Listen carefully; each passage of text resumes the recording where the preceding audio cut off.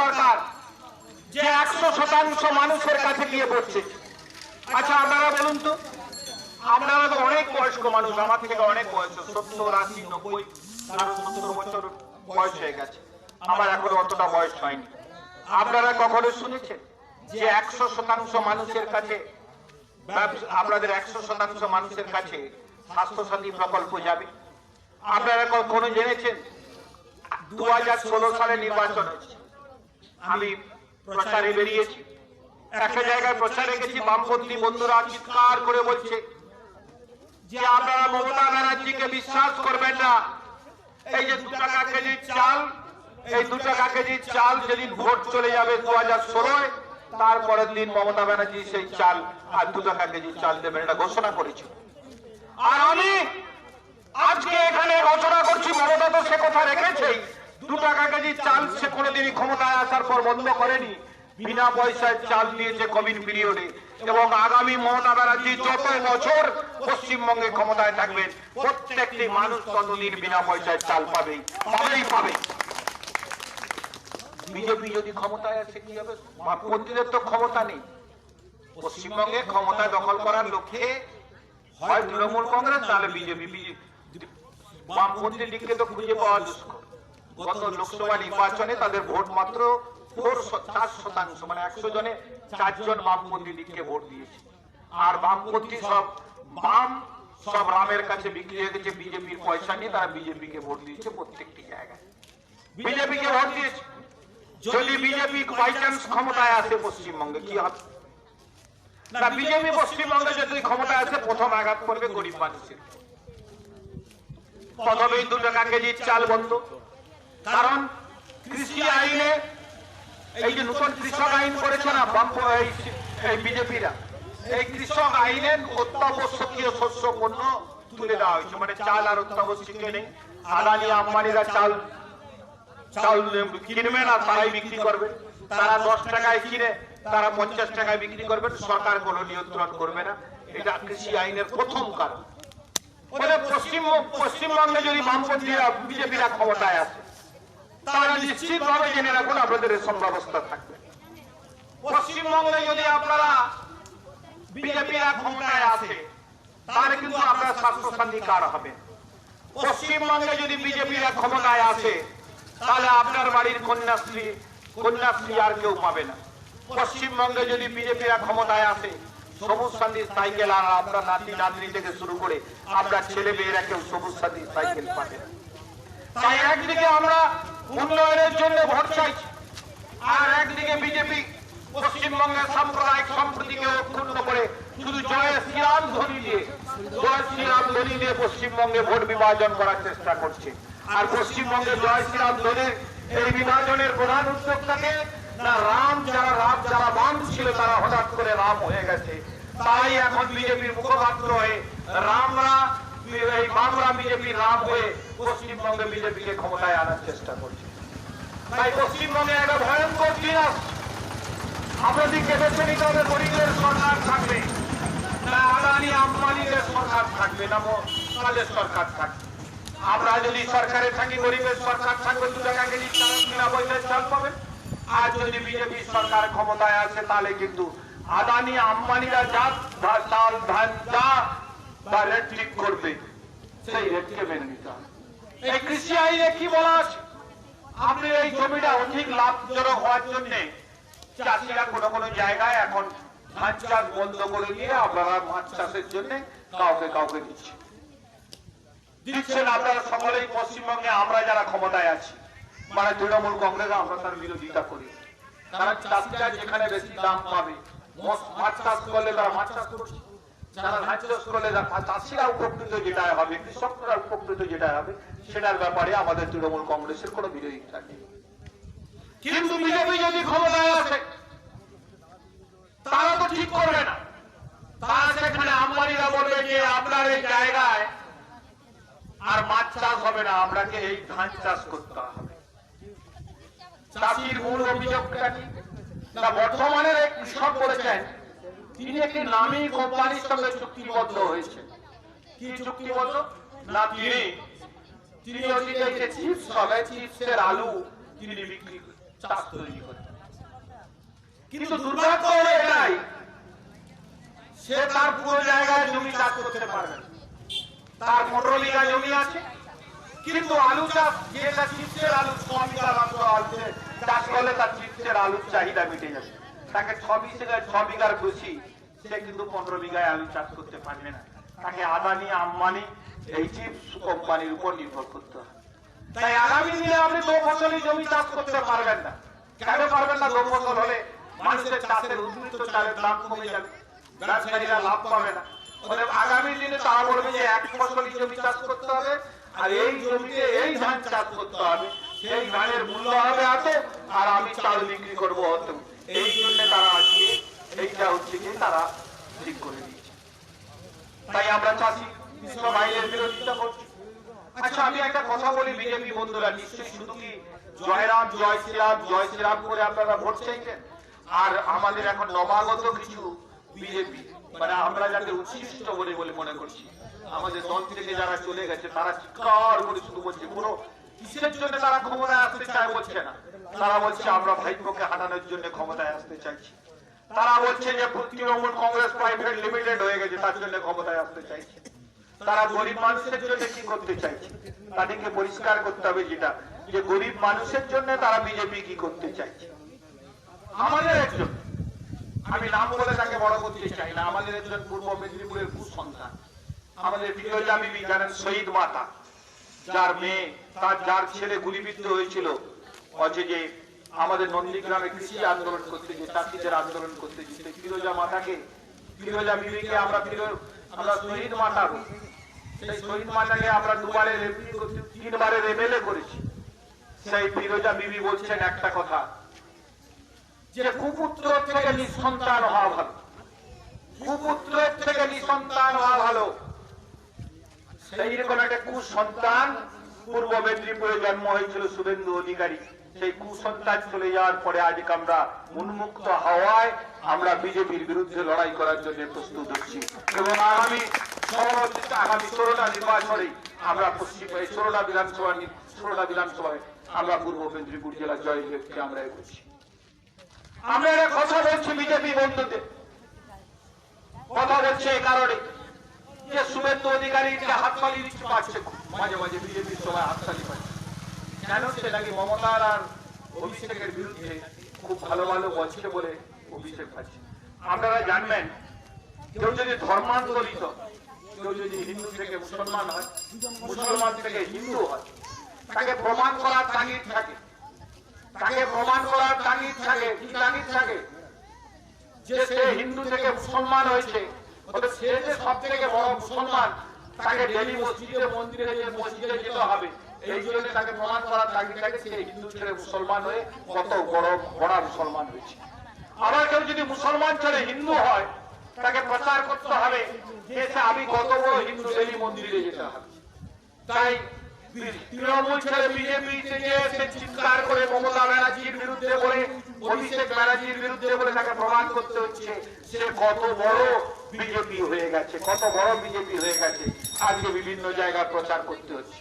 আজকে বিজেপির আর হচ্ছে যে আমাদের যে দিলীপ ঘোষ তৃণমূলের বিরুদ্ধে বলছেন, আজকে শ্রমিক ভট্টাচার্য তৃণমূলের বিরুদ্ধে বলছে না। আজকে এই যে নবাগত বিজেপি, যারা শুভেন্দু অধিকারীর মতো যারা বিজেপি, তারা কিন্তু আজকে মমতা, যারা 9 বছর ধরে মমতার খেয়েছে, 9 বছর ধরে মমতার খেয়েছে, বলছে যে তোলাবাজ মুখ্যমন্ত্রী, তোলাবাজ ভাইপোকে হাঁটাও।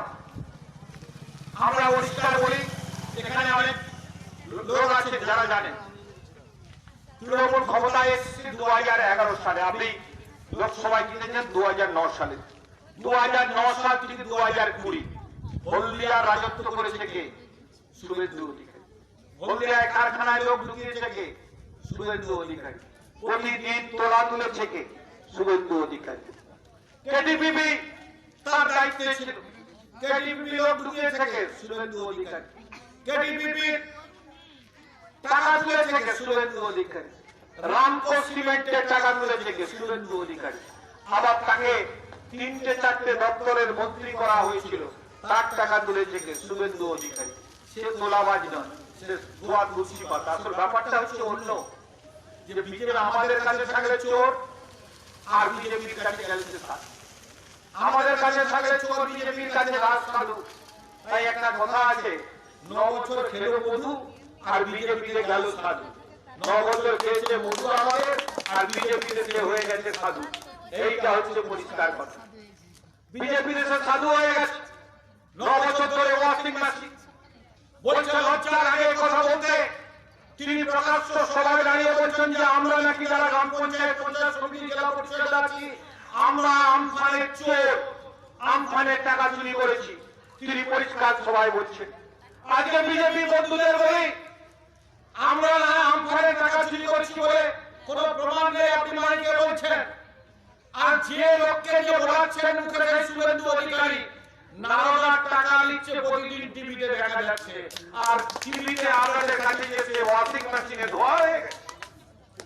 আমাদের কাছে ছিল বলেছে সিবিআই তদন্তের মুখে, তখন সে চোর। আমাদের কাছে ছিল বলে শুভেন্দু অধিকারী চোর। আর আমাদের কাছ থেকে যা বিজেপিতে গেছে সে ওয়াশিং মেশিন তুলে দিয়ে সে সাধু হয়েছে, সে আমাদেরকে বাড়াচ্ছে চোর। মানুষ বিশ্বাস করবে না, মানুষ সব কথা বিশ্বাস করবে না। আমি একটা কথা বলে রাখি, এখানে বহুদিন আগে থেকেই বিষ্ণুবার ওষুধে আমার জানা স্বাধীনতা, বহু স্বাধীনতা সংগ্রামী আছে আমাদের এই তমলুক। আপনারা যারা বয়স্ক মানুষ আছেন জানেন যে স্বাধীনতা সংগ্রামের একটা পীঠস্থান। পূর্ব মেদিনীপুর জেলা নয়, এই মেদিনীপুর জেলা স্বাধীনতা সংগ্রামের একটা পীঠস্থান, স্বাধীনতা সংগ্রামের পীঠস্থান।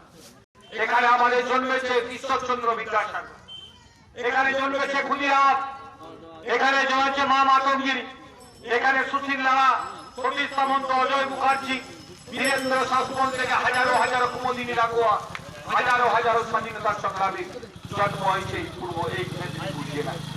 এই মেদিনীপুর জেলা স্বাধীনতা সংগ্রামের পীঠস্থান। আমরা যখন বাইরের দেশ থেকে বাইরের রাজ্যে গেলাম, আমরা যখন বাইরের জেলায় গেলাম, মানুষ শ্রদ্ধা করত, বলতে মেদিনীপুর শিক্ষা দীক্ষায় সবে মেদিনীপুর অনেক উপরে। মেদিনীপুরের মানুষকে আমি কুর্নিশ করি, আমরা কুর্নিশ করি মেদিনীপুরের স্বাধীনতা সংগ্রামকে, আমরা কুর্নিশ করি মেদিনীপুরের এই মানুষের শিক্ষা দীক্ষাকে, তাদের চেতনাকে। আর আজকে শুভেন্দু অধিকারী চলে যাওয়ার পরে আমরা যখন আজকের জেলার বাইরে যাই, বলে এই জেলা ভালো নয়, এটা মির্জাফরের জন্ম দিয়েছে, এটা শুভেন্দু অধিকারী জেলা, এখানে মির্জাফরের জন্ম দিয়েছে। সিরাজউদ্দৌলা যেমন সেনাপতি মির্জাফর ছিল, সে সিরাজউদ্দৌলাকে পরাজিত করে লর্ড ক্লাইভকে ইংল্যান্ডের হাতে সঁপে দিয়েছিল, ইংরেজদের হাতে সঁপে দিয়েছিল। আজকে মমতা ব্যানার্জির সৈনিক সে মির্জাফরি করে আজকে কিন্তু সে বিজেপির হাতে পশ্চিমবঙ্গকে তুলে দেওয়ার ঘৃণ্য চক্রান্ত করছে। আজকে গাত্র জ্বালা কেন জানেন না? মমতা ব্যানার্জি ধৈর্য বেড়ে গেছে। ইনি হচ্ছে যে মধ্যপ্রদেশ করতে চেয়েছিলেন, যে তৃণমূলের ভেতরে থেকে 30-40টা সিট আমরা নিয়ে আমরা হচ্ছে যে বিজেপিতে চলে যাব, তখন মমতা ব্যানার্জি মুখ্যমন্ত্রী হতে পারবে না, আমি মুখ্যমন্ত্রী হয়ে যাব। এটা ধরে ফেলেছে, তাই তার এত মানসিক যন্ত্রণা, এত চিত্ততা, এত মানসিক যন্ত্রণায় চিৎকার করছে। আজকে হতাশায় বড় বড় চিৎকার করছে। আর আমরা বলছি, মা গো, মা মমতা ব্যানার্জি, তোমার চিন্তা নেই, মায়েরা তোমার পাশে আছে, বিধবারা তোমার পাশে আছে, বার্ধক্য বিধবা ভাতা পাচ্ছে যারা, তারা তোমার পাশে আছে। মা গো, তুমি মমতা, তুমি এগিয়ে যাও। পূর্ব মেদিনীপুর জেলায় যেমন মির্জাফর আছে, আমার পূর্ব মেদিনীপুর জেলায় হাজারো হাজারো বীর মদন মহল্লাল আছে, যারা সিরাজউদ্দৌলাকে শেষ রক্তবিন্দু পর্যন্ত দিয়ে তারা রক্ষা করার চেষ্টা করেছিল। আর আমরা বলছি এক মির্জাফর গেছে, আর আমরা মমতা ব্যানার্জির 16টা কেন্দ্রে বীর মদন মহল্লালরা আছি। 16টা কেন্দ্রেই আগামী দিনে মমতা ব্যানার্জিকে জিতিয়ে আমরা উপহার দেব। আমরা দেখছি মুসলিমরা যারা আছে, সিরাজউদ্দৌলাকে যখন মির্জাফর পরাজিত করেছিল, সেই ভয়ে কেউ মুসলিমরা আর মির্জাফর নাম রাখে না, তার ছেলে ভয়ে মুসলিমরা মির্জাফর নাম রাখে না। আমি মায়েদের বলবো যে মা, 65 বছরের মাকে যে অপমান করেছে, যে মমতা ব্যানার্জিকে অপমান করেছে, আগামী দিনে কেউ আর শুভেন্দু নাম রেখো না নিজের ছেলে। এইরকম কুমুত্র ছেলে এতে দুষ্পুত্র ছেলের নাম শুভেন্দু রেখনা। আজকে দাঁড়িয়ে আমাদের বলতে হচ্ছে যে আগামী দিনে আপনারা আবারও বলছি একটা জায়গায় ভাই আমাকে প্রশ্ন করেছিলেন, এটা খুব সম্মত প্রশ্ন, আমি ক্ষমা চেয়ে নিয়ে তার প্রশ্নের উত্তর দিচ্ছি। এক ভাই আমাকে বলছিল যে এই রাস্তাটা হয়নি কেন, আপনারা তো বারবার বলছেন এই রাস্তাটা হয়নি। এটা খুব সম্মত প্রশ্ন, এটা খুব সম্মত প্রশ্ন যে এত বড় রাস্তা একটা হওয়া উচিত ছিল। আমি আপনাদের একটা বলি, অশোকটা ব্যাপারটা জানে না, অনেকে সেই ব্যাপারটা জানেন। আমরা ইরিগেশন থেকে এই রাস্তাটা করিয়ে এস্টিমেট করে টেন্ডার করে দিয়েছি, 1,46,00,000 টাকাতে টেন্ডার হয়ে গেছিল এই রাস্তা। কিন্তু বুঝবো কি করে, যিনি ইরিগেশন মন্ত্রী, যিনি আমাদের জেলার অভিভাবক, যিনি এই চেয়ারম্যান, তিনি গোপনে গোপনে বিজেপির সঙ্গে আন্ডারস্ট্যান্ডিং করে যার জন্য এই রাস্তা করা গেল না টেন্ডার হওয়ার পরেও তিনি ইরিগেশনের মন্ত্রী ছিলেন, সমস্ত দিকে থাকতেন। আমরা লজ্জিত, আমরা কথা দিয়ে পারিনি রক্ষা করতে, আমরা লজ্জিত। মানুষের কাছে ক্ষমা চেয়ে নেবো, সেই সঙ্গে মানুষকে বলবো যে লোকটার জন্য এই রাস্তা করতে পারা গেল না, যে এই চেয়ারম্যান ছিল, যে ইরিগেশনের মন্ত্রী ছিল, সে এখন বিজেপিতে। আমরা নিশ্চিত করছি আপনারা অপেক্ষা করুন, এই বর্ষার আগে আমরা ভোটে জিতি আর ভোটে হারি। বর্ষার আগে ইরিগেশনকে নিয়ে এই রাস্তাটা আপনাদের করাবোই করাবো। আজকে প্রকাশ্য জায়গায় একটা জায়গায় দাঁড়িয়ে আমি বলছি, অনেক দুপুর হচ্ছে, আপনারা অনেকক্ষণ ধরে অপেক্ষা করছেন, আর বেশিক্ষণ আমি বলে আপনাদের তিক্ততা বাড়াবো। শুধু একটা কথা বলে যাই, বিষ্ণুবার এক গ্রাম পঞ্চায়েতে আমাদের দলের কিছু লোক, একবারে বিষ্ণুবার 2 গ্রাম পঞ্চায়েতে কিছু লোক ইন্ধন দিচ্ছে ভিতরে ভিতরে সিপিএম বিজেপি। আমি একেবারে পরিষ্কার সত্যহীন ভাষায় দলের সাধারণ সম্পাদক হিসেবে আমি আজকে পরিষ্কার কিছু কথা বলতে পারি যে যারা আমাদের দলের ভেতরে থেকে বিজেপিকে ইন্ধন দেওয়ার চেষ্টা করছে, যারা আমাদের দলে থেকে বামকে চেষ্টা করছে ইন্ধন দেওয়ার চেষ্টা করছে, বাম মানে আগামী দিনে রাম চেষ্টা করছে যে ইন্ধন দেওয়ার, আমরা দলের পক্ষ থেকে তাদেরকে দলের লোক বলে মনে করি না, দলের লোক বলে মনে করি না। তাদের আগামী দিনে আমাদের ভোট থাকবে কি থাকবে না প্রশ্ন নয়, আগামী দিনে যারা থাকবে তাদেরকে নিয়ে আগামী দিনে আমাদের। আর এখানে ভোট না থাকলেও এখানে তৃণমূলের কর্মী সমর্থকদের কোনো অসুবিধা হবে না, কারণ পঞ্চায়েত সমিতি তৃণমূলের, জেলা পরিষদ তৃণমূলের, রাজ্য সরকার আগামী দিনে তৃণমূলের থাকবে। তাই কেউ হুমকি দিয়ে, যে এখানে আমরা হুমকি দিয়ে কেউ বলবে যে আমার দলের থেকে আমরা বিজেপির সঙ্গে থাকবো, দলের থেকে আমরা রামের সঙ্গে যাবো, বামের সঙ্গে যাবো, কারো কাছে তৃণমূল মাথা নত করেনি, সুরেন্দ্রর কাছে মাথা নত করেনি, রাজীব ব্যানার্জির কাছে মাথা নত করেনি। আর এখানে ছোটখাটো কারো কাছে এই তৃণমূল মাথা নত করবে না, একবারে পরিষ্কার আজকে সমাজে আমি জানিয়ে দিচ্ছি। তাই আসুন আগামী দিনে ইজ্জতের প্রশ্ন আমাদের, আমরা যেমন পূর্ব মেদিনীপুরে যা মানুষ, আমরা ইজ্জতের প্রশ্ন, স্বাধীনতা সংগ্রামের প্রশ্ন, আমরা জাতীয় কংগ্রেস করেছি, পরবর্তী সময় তৃণমূল কংগ্রেস করেছি, ইজ্জতের প্রশ্ন, এটা শিক্ষা দীক্ষার প্রশ্নে আমরা অন্য জেলার থেকে আগিয়ে আছি। তাই আমাদেরকে ধমকে চমকে ওই সিপিএমরা ধমকে চমকে আর ওই বাম দুজনে ধমকে চমকে আমাদেরকে কিছু কাজ করা যাবে না।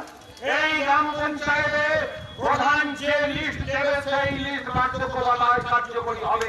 আজকের সভা থেকে পরিষ্কার আমি জানিয়ে দিতে চাই, পরিষ্কার তথ্য দিতে চাই, কেউ আমাদেরকে প্রধানত করাতে পারবে না, আর কেউ এসব ধমকে আমাদেরকে কাজ করাতে পারবে না। তাই আসুন আগামী দিনে অশোকদার নেতৃত্বে, আগামী দিনে প্রধানের নেতৃত্বে, এখানে চণ্ডীবাবু থেকে শুরু করে এখানে যারা আমাদের দলের পঞ্চায়েত সমিতির মেম্বার আছে তাদের নেতৃত্বে যে ভোট চলছে, সেই ভোটকে যে সিদ্ধান্ত নেবে সেই সিদ্ধান্তকে কার্যকরী করার দায়িত্ব আমরা জেলা পরিষদ পঞ্চায়েত সমিতির পক্ষ থেকে নিচ্ছি, আমরা জেলা তৃণমূল কংগ্রেসের পক্ষ থেকে নিচ্ছি। আপনারা আশ্বস্ত থাকুন, আপনারা সকলে শান্তিতে থাকুন।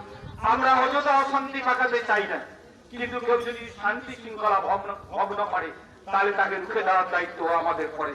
এই কথা বলে সকলকে দুপুরে আমাদের এই যারা আজকে এই এত বয়স্ক মানুষ যারা আজকে আমাদের এই ঘটনা মঞ্চে উপস্থিত হচ্ছেন, সবাইকে আমার পক্ষ থেকে নত জানুন, আপনাদেরকে প্রণাম জানাই, আপনাদেরকে শ্রদ্ধা জানাই, আপনাদেরকে এও আশ্বস্ত করি আপনাদের যাদের তালিকায় নাম আছে তারাও পাবেন, আর যাদের তালিকায় নাম নেই 60 বছরের ঊর্ধ্বে আছেন তারাও পাবেন।